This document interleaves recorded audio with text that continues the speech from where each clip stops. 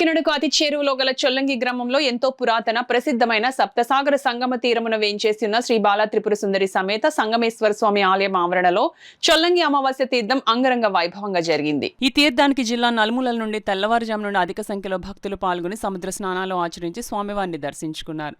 చొల్లంగి అమావాస్య సందర్భంగా ఆలయ ప్రాంగణం అంతా భక్తులతో కిటకిటలాడింది. ఎంతో పవిత్రత విశిష్టత కలిగిన సప్తసాగర యాత్ర పూర్వీకులు ఎంతో భక్తి శ్రద్ధలతో చేసేవారని ఈ తీర వాసులు చెబుతూ ఉంటారు. అప్పటి నుంచి నేటి వరకు చొల్లంగి అమావాస్య తీర్థాన్ని జరుపుతూ ఉంటారు.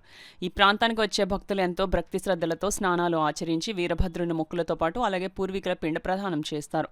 భక్తుల సౌకర్యార్థం రూరల్ ఎమ్మెల్యే పంతం నానాజీ భక్తుల కోరిక మేరకు సవర్లను ఏర్పాటు చేశారు. ఈ సవర్లు ద్వారా వేలాది మంది భక్తులు స్నానాన్ని ఆచరించి క్యూలైన్ల ద్వారా స్వామివారిని దర్శించుకున్నారు. ఈ సందర్భంగా డివికే శాస్త్రి మాట్లాడుతూ సంగమేశ్వర స్వామి ఆలయ విశిష్టత గురించి వివరించారు.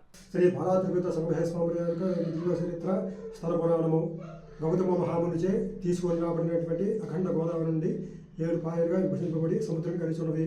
ఈ 7 పాయలు కూడా సప్తసాగరాలు అని అంటారు. ఇక్కడ ప్రవహించే పాయ తులియా భాగనది. ఈ తులియా భాగనదిని జమదగిరి మహాముని తీసుకొని వచ్చి సముద్రంలో కలిపేటట్టు అలాగే ఇక్కడ సప్త ఋషులు తపస్సు చేశారండి.